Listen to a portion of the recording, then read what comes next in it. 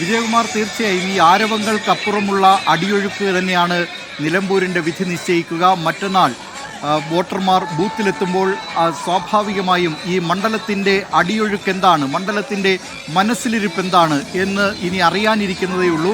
അതിനു മുമ്പ് ഒരു വലിയ ആരവം തീർക്കുകയാണ്, വലിയൊരു ഓളം തീർക്കുകയാണ് നിലമ്പൂർ പട്ടണത്തിൽ. നിലമ്പൂർ പട്ടണം ഇതുവരെ കണ്ടിട്ടില്ലാത്ത, ഇന്നോളം ആ മണ്ഡല രൂപീകരണം മുതൽ ഇതുവരെ ഇന്നോളം കണ്ടിട്ടില്ലാത്ത ഒരു വലിയ ഷോയാണ്, വലിയൊരു കൊട്ടിക്കലാശമാണ് ഇപ്പോൾ നിലമ്പൂർ ടൗണിൽ നടക്കുന്നത്. എത്ര പേരാണ്, എത്രയോ ആളുകളാണ് ഇവിടെ കൊഴുകിയെത്തിയിരിക്കുന്നത്. വിവിധ പാർട്ടികളുടെ പ്രവർത്തകന്മാർ, സംസ്ഥാന തലങ്ങളിൽ നിന്നെത്തിയിട്ടുള്ള നേതാക്കൾ, ഇതുകൂടാതെ ഇത് കാണുന്നതിന് വേണ്ടി, ഈ കലാശക്കൊട്ട് കാണുന്നതിന് വേണ്ടി എത്തിയിട്ടുള്ളവർ, റോഡിൻ്റെ ഇരുവശങ്ങളിലും എത്തി ഈ കലാശക്കൊട്ട് കാണുന്നതിനായി എത്തിയിട്ടുള്ള നിരവധി പേർ. അങ്ങനെ വലിയൊരു ജനപ്രവാഹം, വലിയൊരു ആൾക്കടലാണ് ഇപ്പോൾ നിലമ്പൂർ പട്ടണം. ഒരു ചെറിയൊരു പട്ടണമാണ്, മലയോര പട്ടണമാണ് നിലമ്പൂർ. ആ നിലമ്പൂർ പട്ടണത്തെ ആൾക്കടലിൽ മുക്കിക്കൊണ്ടാണ് ഇപ്പോൾ വലിയ റോഡ് ഷോയോടുകൂടി കൊട്ടിക്കലാശം ഇപ്പോൾ നിലമ്പൂരിൽ നടക്കുന്നത്.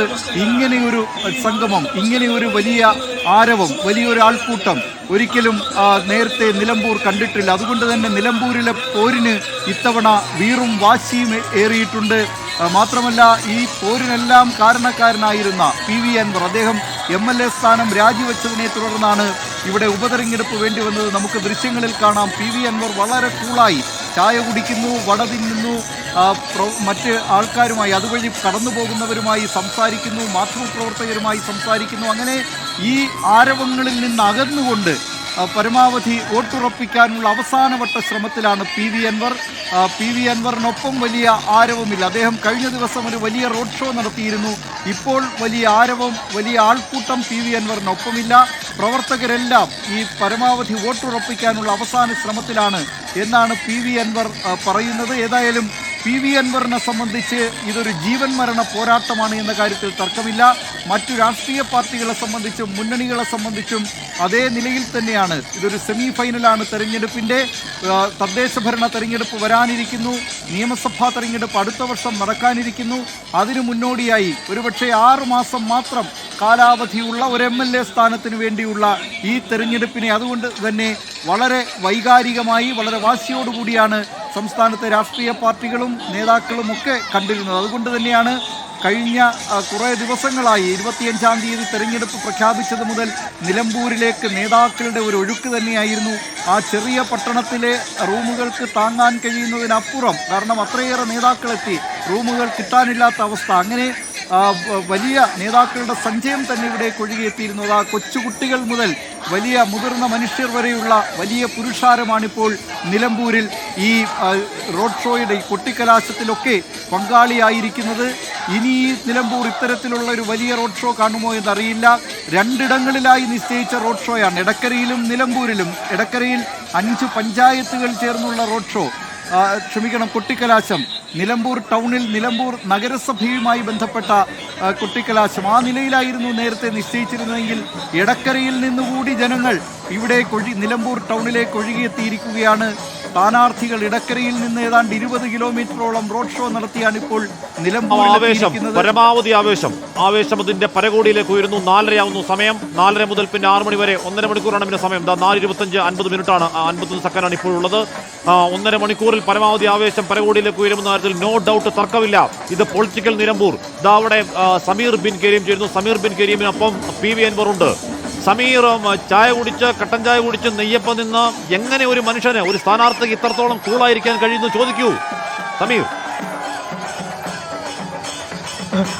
അതേ അശ്മി, കലാശക്കൊട്ട് ഒരു വശത്ത് നടക്കുമ്പോൾ PV അൻവറിന് കലാശക്കൊട്ടില്ല. അദ്ദേഹം വീട് കയറിയും ഈ കവലയിലൂടെ നടന്നുകൊണ്ടും അദ്ദേഹം വോട്ട് പിടിച്ചുകൊണ്ടിരിക്കുകയാണ്. നേരെ ചായക്കടൽ കയറി ചായ കുടിച്ചു, നെയ്യപ്പം നിന്നുമൊക്കെയാണ് അദ്ദേഹത്തിന്റെ പ്രചാരണം ഇപ്പോൾ പുരോഗമിച്ചു കൊണ്ടിരിക്കുന്നത്. ഇപ്പോൾ അമരമ്പലം പഞ്ചായത്തിലാണ് PV അൻവർ വോട്ട് തേടിക്കൊണ്ടിരിക്കുന്നത്. ഇവിടെ ഈ ടൗണിലുള്ള ആളുകളുടെ കടയിലും അതോടൊപ്പം തന്നെ മറ്റുള്ള വാഹനങ്ങളിലും എല്ലായിടത്തും അദ്ദേഹം പ്രചാരണം നടത്തിക്കൊണ്ടിരിക്കുകയാണ്. അദ്ദേഹം വേര് പോയ തെങ്ങ്, തല പോയ തെങ്ങുണ്ടാവും, അത് പെട്ടെന്ന് ആളുകൾക്ക് ഐഡന്റിഫൈ ചെയ്യാൻ പറ്റും. പക്ഷെ പിണറായി എന്ന് പറയുന്നത് വേര് പോയ തെങ്ങ, അത് കാട്ടപ്പുഴയ്ക്ക് വീഴാൻ പോവാണ്. 23 താങ്കൾ സൂപ്പർ കൂളാണ് അല്ലേ? എന്താ മക്കളെ, ഒരു ലോകിയല്ല.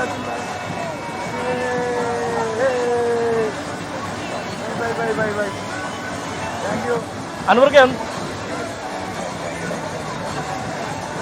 എന്തായാലും അവസാന നിമിഷം പറയാം. ഒന്നും അവസാന നിമിഷം ആയിട്ടില്ലല്ലോ, നമ്മൾ മരിക്കാനൊന്നും പോകല്ലോ. അവസാന നിമിഷം പറയാം കേട്ടോ, ഒന്നും പറയാം. അങ്ങനെ നെയ്യപ്പത്തിൽ കൗണ്ടർ അടിച്ചു അവസാന പ്രചാരണ ഘട്ടത്തിൽ പ്രചാരണം നടത്തിക്കൊണ്ടിരിക്കുകയാണ് താൻ. അങ്ങനെ നെയ്യപ്പത്തിൽ നിന്ന് കൗണ്ടർ അടിച്ച് പി വി അൻവർ മുന്നോട്ടേക്ക് പോവാണ്. സമീർ, അപ്പോൾ അൻവർ ചുമ്മാതിരിക്കുന്നില്ല, വോട്ട് ചോദിക്കുകയാണ് അല്ലേ?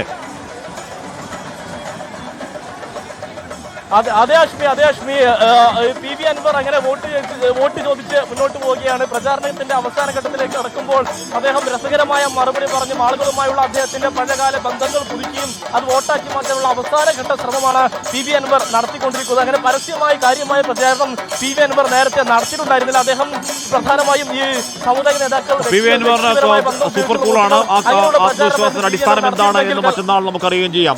അവിടെ കൊട്ടിക്കലാശം അതിന്റെ പരമാവധിയിലേക്ക് ഉയരുന്നു. ഇതിലെ രാഷ്ട്രീയ എന്താണ്, ഇതിലെ ആര് ജയിക്കും ആര് തോൽക്കുമെന്ന ചർച്ചകൾക്കൊക്കെ അപ്പുറം പ്രിയപ്പെട്ട പ്രേക്ഷകർ ഈ ആവേശം കാണാൻ കഴിയുക ആസേതു ഹിമാചലം അങ്ങ് കന്യാകുമാരി മുതൽ അങ്ങ് ജമ്മു കാശ്മീർ വരെ കേരളത്തിൽ മാത്രമാണെന്ന് ഉറപ്പിച്ചു പറയാൻ കഴിയും. നമ്മൾ ഈ സ്ഥലങ്ങളിലൊക്കെ തെരഞ്ഞെടുപ്പിന് പോയിട്ടുള്ള ആളുകൾ എന്നുള്ള നിലയ്ക്ക് മറ്റൊരു സ്ഥലത്തും ഇത്തരത്തിൽ തെരഞ്ഞെടുപ്പിന്റെ ആവേശം നമുക്ക് കാണാൻ കഴിയുന്നത് കേരളത്തിന്റെ മാത്രം ജനാധിപത്യ കാഴ്ചയാണ്. ആ കാഴ്ചയിൽ കേരളത്തിന് അഭിമാനിക്കാം, കേരളത്തെ രാഷ്ട്രീയ പ്രബുദ്ധതയിൽ നമുക്ക് അഭിമാനിക്കാം. കാരണം ഇത് ഇങ്ങനെ എന്താണ് വീട്ടിൽ നിന്നിറങ്ങി അണമുറിയാത്ത പ്രവാഹമാകുന്ന ഒരു മനുഷ്യ മഹാസമുദ്രം തീർക്കണമെങ്കിൽ നമ്മുടെ ഉള്ളിൽ ഉറങ്ങിക്കിടക്കുന്ന നല്ല രാഷ്ട്രീയ ബോധ്യം കൊണ്ടാണ് നമുക്ക് അങ്ങനെ ഇറങ്ങാൻ കഴിയുന്നത്. പ്രത്യേകിച്ച് നിലമ്പൂർ വലിയ രാഷ്ട്രീയ പാരമ്പര്യം പേർന്ന, ഇപ്പോഴല്ല അത് വലിയ സമര പോരാട്ടത്തിന്റെ പാരമ്പര്യം, ബ്രിട്ടനെ വിറപ്പിച്ച സാക്ഷാൽ വാര്യംകുന്നൻ കുഞ്ഞാമുദ് ഹാജി സ്ഥാപിച്ച സ്വതന്ത്ര രാജ്യം എന്നതിന്റെ തലസ്ഥാനമായ ഏറനാടൻ മണ്ണിലെ നിലമ്പൂരാണ്. നിലമ്പൂർ അത് ചെറിയ ചരിത്രമല്ല. ആനകൾ, മുത്തുക്കുടകൾ, അമ്പാരികളൊക്കെ ചേർന്ന വലിയ ആവേശം അവിടെ ഉണ്ടാകുന്നു. ദിലീപ് കുമാർ, ദിലീപ് ദീർഘദിവസങ്ങൾ അവിടെ തമ്പടിച്ച് അതിന്റെ ക്രിസ്ക്രോസ് സഞ്ചരിച്ച ഒരു മാധ്യമപ്രവർത്തകൻ കൂടിയാണ്. ദിലീപ് നമ്മൾ ഒരുപാട് വിഷയങ്ങൾ ഇപ്പം ഏറ്റവും ഒടുവിൽ ജമാഅത്തെ ഇസ്ലാമി, അതിനു മുമ്പ് മലപ്പുറം അധിക്ഷേപം, ക്ഷേമ പെൻഷൻ, പിന്നെ ഈ കപ്പലിന് തീ പിടിച്ചത്, കപ്പലിനെതിരെ കേസ് കൊടുക്കാത്ത, അങ്ങനെ ഒരുപാട് വിഷയങ്ങൾ അവിടെ ചർച്ചയായി. ദിലീപ് കുമാർ അവിടെ ഗ്രൗണ്ടിൽ സഞ്ചരിക്കുമ്പോൾ സാധാരണ മനുഷ്യരുടെ കൺസേണായി ഈ വിഷയങ്ങൾ മാറി എന്ന് എപ്പോഴെങ്കിലും തോന്നിയോ ദിലീപ്? അശ്മി, അവിടെ നിരവധി വിഷയങ്ങൾ നേതാക്കളും രാഷ്ട്രീയ പാർട്ടികളും സ്ഥാനാർത്ഥികളും ഒക്കെ ഉന്നയിച്ചിരുന്നു. ഇപ്പോൾ പി വി അൻവർ നടന്ന് വോട്ട് ചോദിക്കുകയാണ്. അമരമ്പലം പഞ്ചായത്തിൽ അമരമ്പലം CPIM-ന്റെ ശക്തി കേന്ദ്രങ്ങളിലൊന്നായാണ് വിലയിരുത്തപ്പെടുന്നത്. കഴിഞ്ഞ തവണ 2700 വോട്ടിന്റെ ഭൂരിപക്ഷത്തിലാണ് P V Anwar advocate VV പ്രകാശിനെ പരാജയപ്പെടുത്തിയതെങ്കിൽ അതിൽ 2500 വോട്ടിന്റെ ഭൂരിപക്ഷം ഈ അമരമ്പലം ഗ്രാമപഞ്ചായത്താണ് നൽകിയത്. അതുകൊണ്ട് തന്നെ പി വി അൻവർ കഴിഞ്ഞ തവണ തന്നെ വിജയിപ്പിച്ചതിൽ നിർണായക പങ്കുവഹിച്ച ആ അമരമ്പലം ഗ്രാമപഞ്ചായത്തിലാണ് ഇപ്പോൾ പരസ്യ പ്രചാരണം തീരുന്നതിന് തൊട്ടു മുമ്പുള്ള നിമിഷങ്ങളിൽ അവിടെയുള്ള പരമാവധി ആൾക്കാരെ കണ്ട് നേരിട്ട് വോട്ട് ചോദിക്കുന്നതിനുള്ള ശ്രമത്തിലാണ് ഏർപ്പെട്ടിരിക്കുന്നത്. നേരത്തെ ഹാഷ്മി പറഞ്ഞതുപോലെ വിവിധ വിഷയങ്ങൾ ഈ തെരഞ്ഞെടുപ്പിൽ അവിടെ ചർച്ചയായിരുന്നു. നേരത്തെ സർക്കാരിൻ്റെ കെടുകാര്യസ്ഥത, അഴിമതി, അങ്ങനെ തുടങ്ങിയുള്ള ആരോപണങ്ങൾ, പി വി അൻവർ ഉന്നയിച്ച പിണറായിസം, മരുമോനിസം തുടങ്ങിയ ആരോപണങ്ങൾ, അതിൽ തുടങ്ങി സതീശനിസം തുടങ്ങി അങ്ങനെ നിരവധി ആരോപണങ്ങൾ ആ മണ്ഡലത്തിൽ നേതാക്കൾ ഉന്നയിച്ചെങ്കിലും അവിടെ ആ ജനത അനുഭവിക്കുന്ന നിരവധി വിഷയങ്ങളുണ്ടായിരുന്നു. പ്രത്യേകിച്ച് ഈ നിലമ്പൂർ നഗരസഭയും അതോടൊപ്പം തന്നെ 7 ഗ്രാമപഞ്ചായത്തുകളും അത് വന്യജീവി ആക്രമണങ്ങൾ പലപ്പോഴും പതിവായൊക്കെ നേരിടുന്ന സ്ഥലങ്ങളാണ്. അവരെ സംബന്ധിച്ച് അതൊരു വലിയ പ്രശ്നമാണ്. അങ്ങനെയുള്ള ഈ വന്യജീവി ശല്യം വലിയ ചർച്ചയായി. പന്നിക്കണിയിൽ കുടുങ്ങി ഒരു വിദ്യാർത്ഥി ഷോക്കേറ്റ് മരിച്ച ദാരുണ സംഭവമുണ്ടായി. അങ്ങനെ വന്യജീവികളെ കൊണ്ട് പൊറുതിമുട്ടിയ ഒരു ജനത, വന്യമൃഗങ്ങളുടെ ശല്യം കൊണ്ട് പൊറുതിമുട്ടിയ ഒരു ജനത, അവരെ സംബന്ധിച്ച് അക്കാര്യത്തിൽ എന്തു നടപടിയെടുക്കും എന്നതൊക്കെ രാഷ്ട്രീയ നേതൃത്വങ്ങളുടെ ഭാഗത്തു നിന്ന് ഉറ്റുനോക്കുകയായിരുന്നു. ഈ തെരഞ്ഞെടുപ്പ് കാലത്താണ് ഈ വലിയ അക്രമം നടത്തുന്ന മൃഗങ്ങളെ വെടിവെച്ചു കൊല്ലാൻ അനുമതി നൽകണം, അല്ലെങ്കിൽ അവയെ കൊന്നൊടുക്കണം തുടങ്ങിയ കാര്യങ്ങൾ ഉന്നയിച്ചുകൊണ്ട് അതിന് അനുമതി തേടി കേന്ദ്ര സർക്കാരിന് സംസ്ഥാന സർക്കാർ കത്തെഴുതിയതുമൊക്കെ ഈ നിലമ്പൂർ ഉപതെരഞ്ഞെടുപ്പ് കാലത്താണ്. അത് ഈ വിഷയത്തിൻ്റെ പ്രാധാന്യം അത്രത്തോളം ഉണ്ടെന്നാണ് അത് വ്യക്തമാക്കുന്നത്. അത് ആഹ്ലാദ തിമിർപ്പിലാണ് ഇപ്പോൾ നിലമ്പൂരിലെ ഈ കലാശക്കൊട്ടിൽ പങ്കെടുക്കുന്നവർ. ഇടത് മുന്നണിയുടെയും UDF-ൻ്റെയും NDA-യുടെയും ഒക്കെ ക്യാമ്പുകളിൽ വലിയ ആഹ്ലാദമാണ്. അവർക്ക് റോഡിൽ പ്രത്യേക സ്ഥലം നൽകിയിട്ടുണ്ട്. എങ്കിലും ഇപ്പോൾ നിലമ്പൂർ ടൗൺ പ്രത്യേക സ്ഥലം നേരത്തെ നിശ്ചയിച്ച് നൽകിയിരുന്നതാണ്. പക്ഷേ ഇപ്പോൾ നിലമ്പൂർ ടൗൺ ഒരു വലിയ സാഗരമായി മാറിയിരിക്കുന്നു. എല്ലാ പാർട്ടികളുടെയും വർണ്ണാഭമായ കൊടികൾ കൊണ്ട് നിറഞ്ഞിരിക്കുന്നു നിലമ്പൂർ ടൗൺ. അങ്ങനെ ഈ സായാഹ്നത്തെ വളരെ മനോഹരമാക്കി നിറങ്ങൾ കൊണ്ട് വർണ്ണങ്ങൾ കൊണ്ട് വളരെ മനോഹരമാക്കിയിരിക്കുകയാണ് രാഷ്ട്രീയ പാർട്ടികൾ. നിലമ്പൂർ ഇന്നോളം കണ്ടിട്ടില്ലാത്ത വലിയ ഓളം, വലിയ ആരവം, വലിയ ആവേശം ഇതിപ്പോൾ നിലമ്പൂരിൽ കാണുന്നു. എത്ര ആഹ്ലാദത്തിലാണ്, എത്ര സന്തോഷത്തിലാണ് ഈ പരസ്യ പ്രചാരണം തീരുന്നതിന് തൊട്ടു മുമ്പുള്ള ഈ മണിക്കൂറിൽ, അവസാന മണിക്കൂറിൽ രാഷ്ട്രീയ പാർട്ടികളും നേതാക്കളും ഇനി ഈ പരസ്യ പ്രചാരണം തീരുമ്പോൾ ഈ നേതാക്കൾ, സംസ്ഥാനത്തിൻ്റെ വിവിധ ഭാഗങ്ങളിൽ നിന്നെത്തിയ നേതാക്കളുണ്ട്. നിലമ്പൂരിൽ വോട്ടില്ലാത്ത നേതാക്കളൊക്കെ നിലമ്പൂർ വിട്ടുപോകണം, അവരൊക്കെ ഈ സ്ഥലം വിട്ടുപോകണം. ഒട്ടേറെ പ്രവർത്തകർ വന്നിട്ടുണ്ട്. അവരൊക്കെ ഈ നിലമ്പൂർ ടൗണിൽ നിന്ന് അല്പസമയത്തിനകം ആ നിലമ്പൂരിനോട് സലാം പറഞ്ഞ് മടങ്ങേണ്ടി വരും. പിന്നീട് നിശബ്ദ പ്രചരണത്തിന്റെ മണിക്കൂറുകളാണ്. ഏതായാലും ഇപ്പോൾ ഇതിനിടയിൽ ഒരു കാര്യം, ഇപ്പോൾ ചേലക്കരയും പാലക്കാടും വയനാട്ടിലും ഉപതെരഞ്ഞെടുപ്പ് നടന്ന ഘട്ടത്തിലും വലിയ തോതിൽ ആളുകളെത്തി പരസ്യപ്രചാരണം അവസാനിക്കുന്ന ആ മണിക്കൂറുകളിൽ നമ്മൾ കണ്ടതാണ്. നമുക്ക് നിൽക്കാൻ പറ്റാത്ത തരത്തിൽ അവിടെ ജനസഞ്ചയമായിരുന്നു ആ സ്ഥലങ്ങളിലൊക്കെ. പക്ഷേ വോട്ടെടുപ്പിൽ അത് പ്രതിഫലിച്ചില്ല. ചേലക്കരയിൽ ഒരു 4% കുറവുണ്ടായി, പാലക്കാട്ട് കുറവുണ്ടായി, വയനാട്ടിലും കുറവുണ്ടായി. അപ്പോൾ ഇതിനൊക്കെ അപ്പുറത്തേക്ക് പരമാവധി വോട്ടർമാരെ ബൂത്തിലെത്തിക്കുക. ഇപ്പോൾ പ്രതികൂല കാലാവസ്ഥ, ഇപ്പോൾ പി വി അൻവർ പറഞ്ഞതുപോലെ നിലമ്പൂരിൽ അതിനപ്പുറത്തേക്ക് മഴ അത് കൂടുകയാണെങ്കിൽ അത് മറ്റൊരു പ്രശ്നമാണ്. മലയോര മേഖല കൂടുതലുള്ള സ്ഥലമാണ്. അത്തരം ബുദ്ധിമുട്ടുകൾ, വോട്ട് ചെയ്യാൻ ആളുകൾക്ക് ബൂത്തിലെത്താൻ പ്രയാസം സ്വതവേ നേരിടുന്ന ഒരു മേഖലയാണ് മഴക്കാലത്ത്. അത്തരമൊരു സാഹചര്യത്തിൽ പോളിംഗ് കൂട്ടുക, ഒരു 75-80% അല്ലെങ്കിൽ 70-ന് മുകളിൽ 80-ന് തൊട്ട് താഴെയൊക്കെ എത്തിക്കുക എന്നത് അത്ര എളുപ്പമുള്ള കാര്യമായിരിക്കില്ലല്ലോ. പ്രത്യേകിച്ച് നമ്മൾ ഈ പറയുന്ന രാഷ്ട്രീയ പ്രശ്നങ്ങളൊക്കെ ചർച്ച ചെയ്യുമ്പോഴും അത് ഏതെങ്കിലും തരത്തിൽ ജനങ്ങളിൽ അതെങ്ങനെ അവരിലേക്ക്, വോട്ടേഴ്സിലേക്ക് അതെത്തി എന്ന് നമുക്ക് ഈ ഘട്ടത്തിൽ അറിയില്ല. അപ്പോൾ വോട്ട് ചെയ്യാൻ ആളുകൾ ബൂത്തിലെത്തുക എന്നത് നിർണായകമാണല്ലോ.